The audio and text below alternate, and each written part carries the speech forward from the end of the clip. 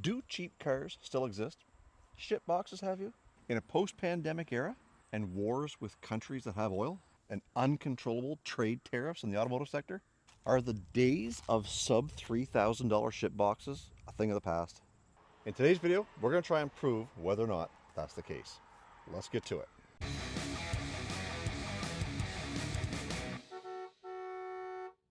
So if you guys are wondering who I am, my name is Jason and I own and operate with my dad a used car lot in southwestern New Brunswick, Canada.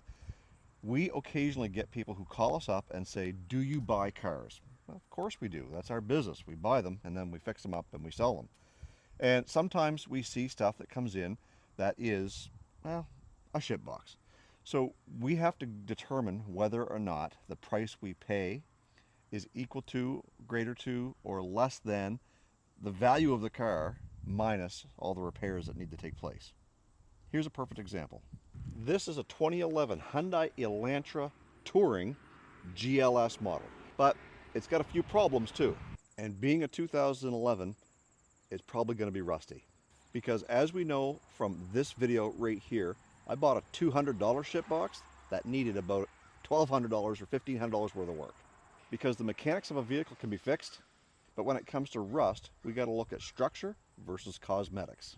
So the short story on this car is the customers, they wanted to sell it. They didn't need their second vehicle. And they asked if I was interested. I said, I'm interested in everything. Bring it up, we'll take a look at it, see what it's all about. And of course, just like everybody, the first thing I asked, well, what are you trying to get out of it? And either they truly didn't know the value of the car or they were just playing the game. But to make a long story short, they felt that the car was probably worth a couple $1,000 bucks.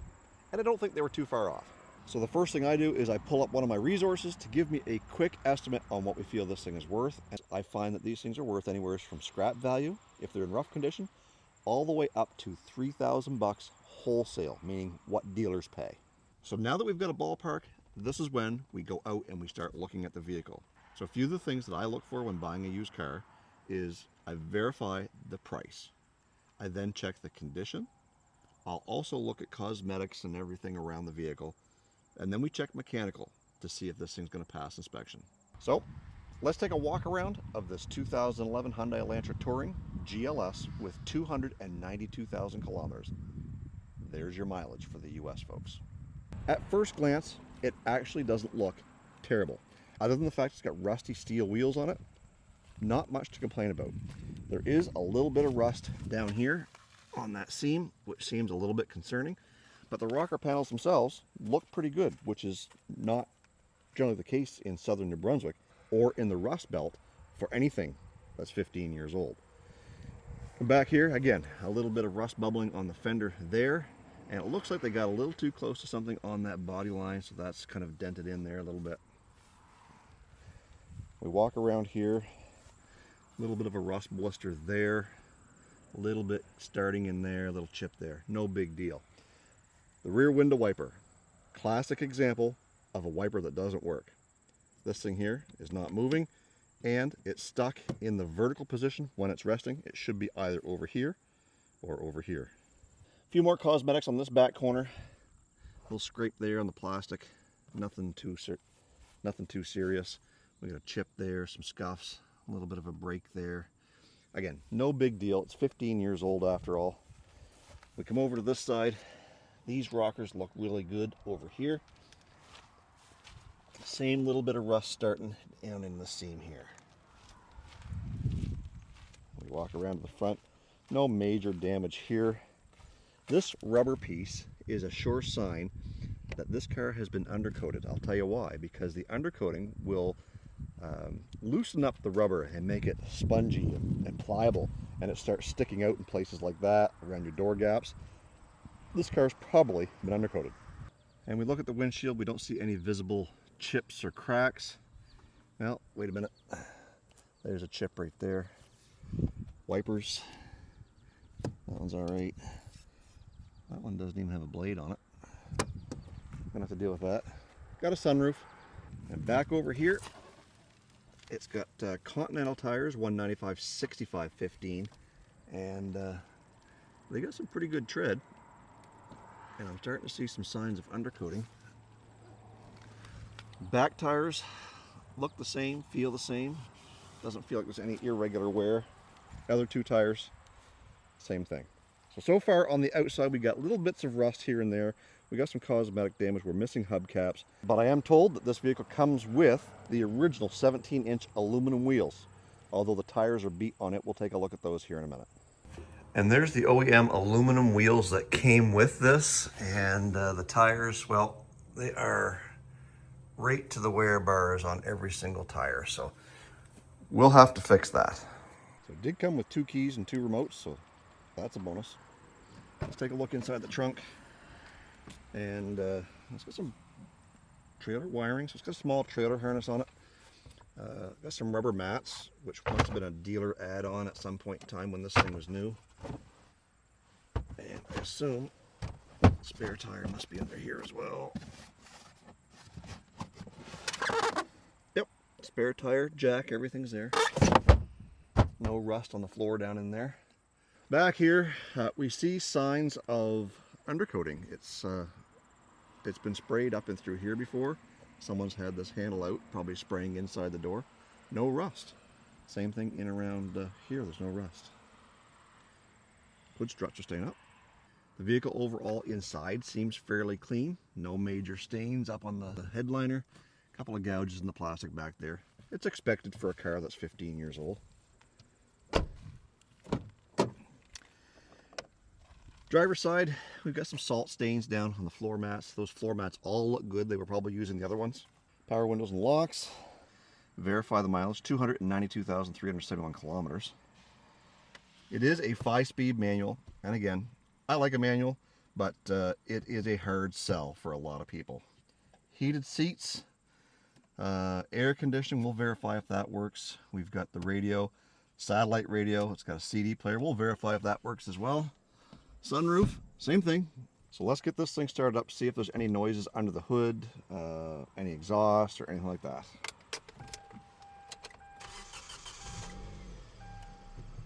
Starts up pretty good.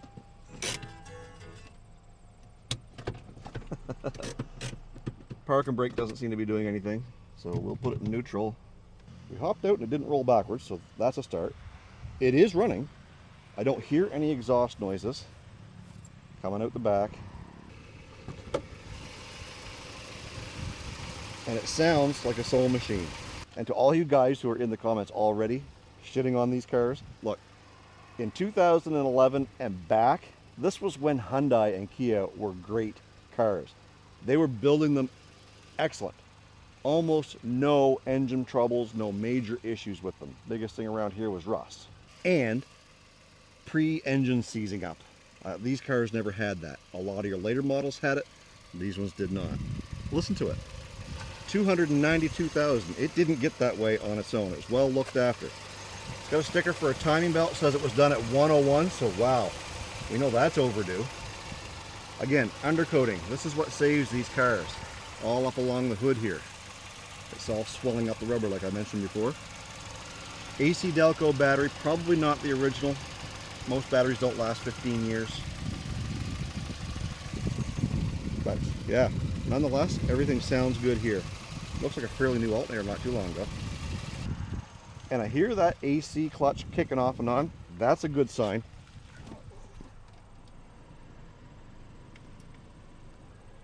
Oh yeah, AC blows ice cold. So it does have satellite radio and it's actually still active. We've got a CD that was left in it. This is the Tragically Hip.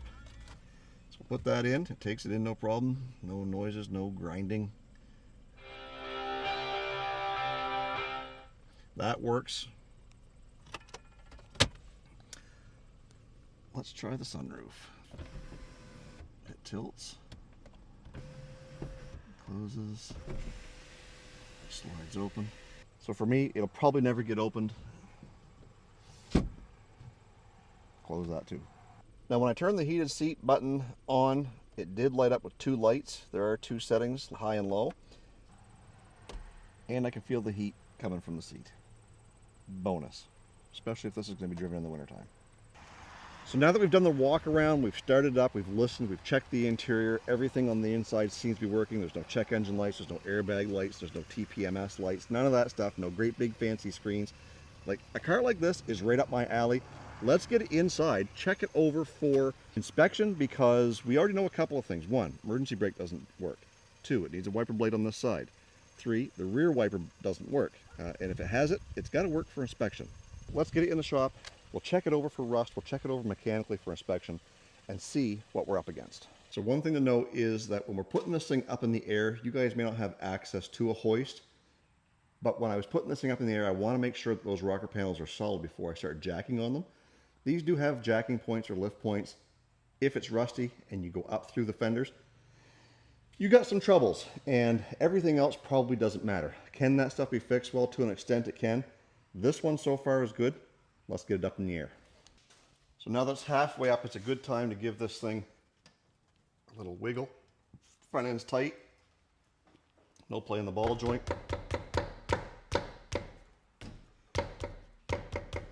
Got a little something there, possibly a wheel bearing. But it also could be just the caliper loose or something like that in there. We'll get to that when we get the wheels off of it. Over here, tight that way, tight that way. Yeah, I'm thinking it's just the caliper noise. We'll get the wheels off and check the brakes. Now we know the parking brake doesn't hold back here, but one thing that we want to do is we want to be listening for that. That tells me there's something let go in there. Either the parking brake or something. There's something making a noise. Again, we'll get the wheel off, check it out.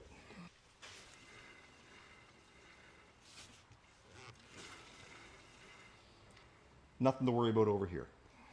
This is where I want to be. I want to look for things like rust. Up here, it's well undercoated. The exhaust, stainless, still in one piece. Subframe showing a few signs of some scale, but it's been undercoated its whole life. Up under here, frame rails are good. Trunk floor is good. Gas tank's well undercoated. Inside of the rockers, the only place there's no undercoating is right there where the rocks have been hitting it and peeling it off. But look at this, 15 years old in the rust belt. This thing is in excellent condition. Control arms are showing some signs of scale. Subframe, still got paint on it. Over here on this side, inner rockers still look good. Frame rails are good. We got some, again, just a little bit of scale on here. Flex pipe, oil pan, gonna need an oil pan. It's quite rusty at some point. That will start to seep on us. Again, subframe in really good shape up here. It's missing the little air dam on the bottom of the bumper. No big deal, I really don't care about that. And again, we get a better look at the tires. All kinds of tread there on these ones anyways. We'll have to check the other ones as well. Those rotors have seen better days. From here, pads look like they might be about half or so. This side, the rotor looks like it's in better shape. No backing plate, that rotted off a long time ago. And again, brake pads from here look like they're probably about half. We'll know better when we take the tires off. Back here, the backing plate is still on the back, covering the back rotors. But I don't know if you can see that right. I don't know if you can see that right there. There's a pretty good indication of what the brake rotor surface looks like. On this side, it's much worse. So far, I don't see anything really alarming. That oil pan is something that's going to have to be done really quick. I don't like the looks of a rusty oil pan. Generally, they're not terribly expensive. You change it out when you do your oil change. Brakes, it looks like it's probably going to need rotors likely all the way around. Let's get the wheels off, take a better look. So starting up here on the right front, this rotor looks like it hasn't been changed all that long ago. Very little scaling on it, not many marks. No grooves on the inside of the out. Pads, again, almost look like they're new over here. Brake hoses look good. Sway bar link. Maybe a little bit of play in there. That one might need to be changed. Over here on this side, we've got a pad that's only hitting on about half the rotor. So we may have some, that pad is that, or that that caliper is actually moving, so we might have a stuck pin in here or something. Again, brake pads look like they are, half or better. Definitely a sway bar link there. Brake hose looks good there, ABS wire. You guys can't see it, but the strut looks good. There's no oil leaking out of it. Back here is where all the noise in the brakes is. Look at that rotor. There is chunks falling out of that. And then inside, my guess is that the parking brakes have let go in there. Gonna need pads and rotors up here. Those pads are just about shot on this side. And I swear I heard some rattling coming out of sway bar links, but I can't tell for sure back there just yet. These cars do have a ball joint set up on the inner control arm. I don't know what they call that, trailing arm. This is the trailing arm. This is a, I don't know, control arm of some sort. Anyways, it goes into there. That ball joint in there sometimes goes bad. Over here on this side, that rotor doesn't look very healthy either. Pads are getting down. So those pads are pretty close. They're probably, I don't know if those would even be passable for an inspection. Again, we got another one of those little ball joint thingers.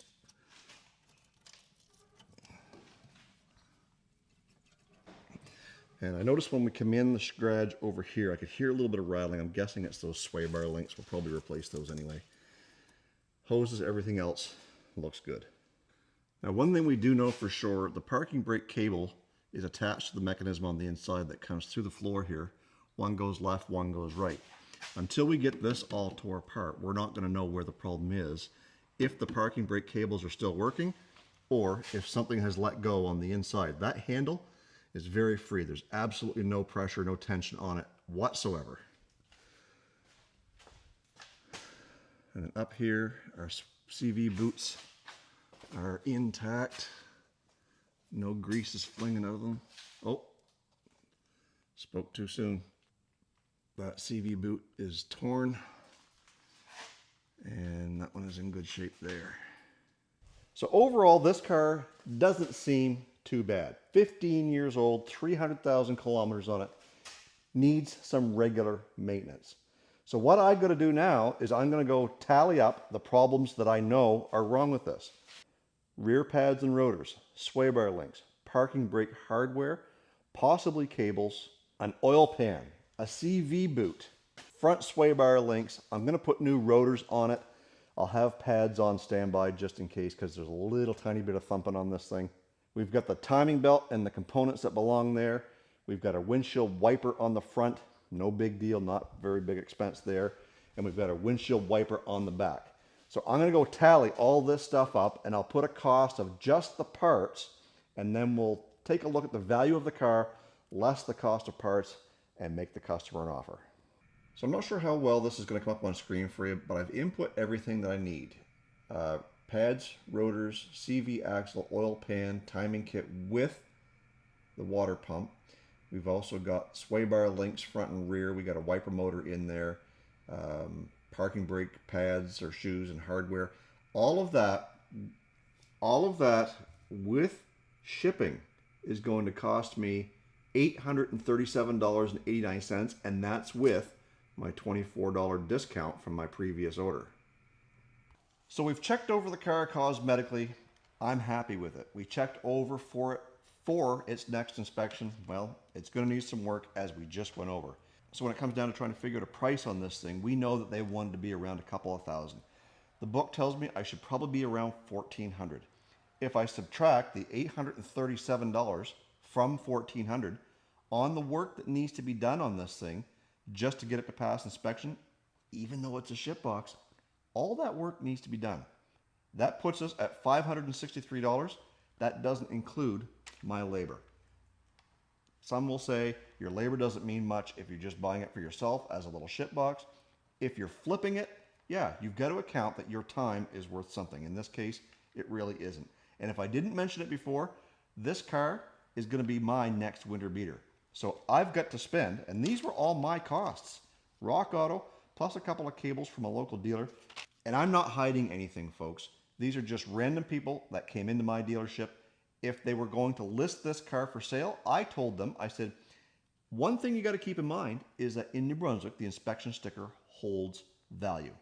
If it's a recent sticker, and there's going to be arguments of whether it was bought or whether it was not, we're not going there. If it has a recent inspection sticker, in here they're good for 2 years, the car has more value. Meaning, I don't have to worry about getting this thing to pass a safety for the next couple of years. Well, in this case, it's due in just a couple of months. So I'll be able to drive it as is. Granted, I don't want to go too far with that axle the way it is and those rear brakes, and not having a emergency brake on a manual transmission is a pain in the butt. So I offered them $500, explaining to them that if you were to sit this on your lot, you're not going to get much more probably than that $1,500 that this thing is valued at. And somebody else is going to nickel and dime you just like I did on all the repairs that it needs. I'm a buyer today. Here's my offer. They said they'd think about it. They called me up the next day and said, yep, we'll take your $500. There's something to be said. This isn't just because I'm a dealer. If this was private sale and they had that thing listed for $2,000 at their house on the side of the road, if I'd have gone to look at it, I would have asked if I could bring it back and do the exact same thing that I just did. I would have come up with the same list, and I probably would have ended up offering them the same money, $500. Because without an inspection sticker, this thing might as well go for scrap. And as you can see, it's simply just too good for that. And for all you naysayers and trolls out there who are going to be in the comments, keyboard warring, that I rip these people off and you should know better and all that stuff. Look, I made them an offer. They could have said no. They could have counter offered. I was prepared to pay a few bucks more. Like, I probably would have paid $1,000, $1,200 for this car when they only wanted $2 to begin with. You know, yeah, am I the educated one and I should know better? Yeah, I'm not going to leave money on the table. That's just dumb.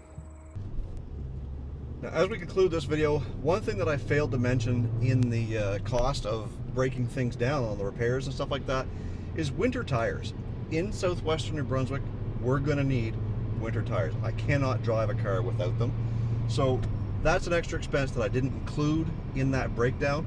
But at probably $60 to $70 a piece, you know, there's $260 or $290 more that we're going to need to get this thing in winter condition for me. So to answer the question that we asked at the very beginning of this video, can you still buy a sub $3,000 shit box? I think you can. They're few and far between. You got to watch out for rust. You got to look out for the mechanical repairs. This one here is not going to mechanic you to death, but by the same token, you got to be aware. If you paid what they were asking, $2,000, and thought that that was a fair price, which it probably is, then you're still going to end up paying those prices for the repairs. The brakes, the parking brake cables, the axle, the oil pan, all those little things will add up for you. And even if it's at my cost, the $860 something, you got to add that to the price. So at $2,000 plus those costs of repairs, your price just continues to go up.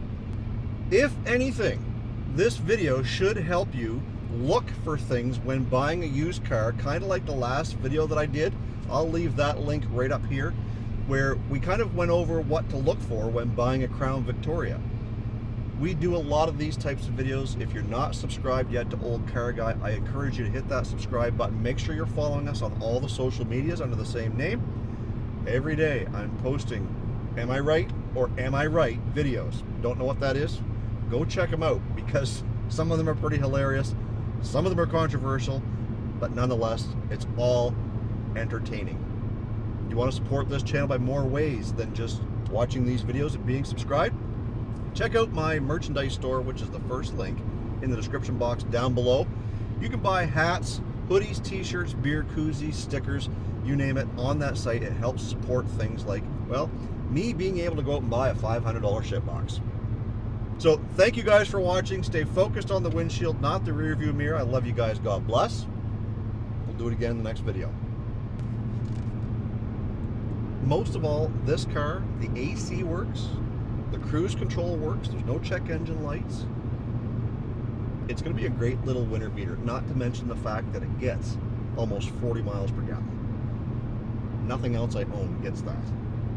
How awesome is it going to be to drive this thing for 2 or 3 weeks? Granted, I don't go very far anyways, but to drive this thing for 2 or 3 weeks without having to fork in $150 to $200 worth of fuel, that'll be a bonus.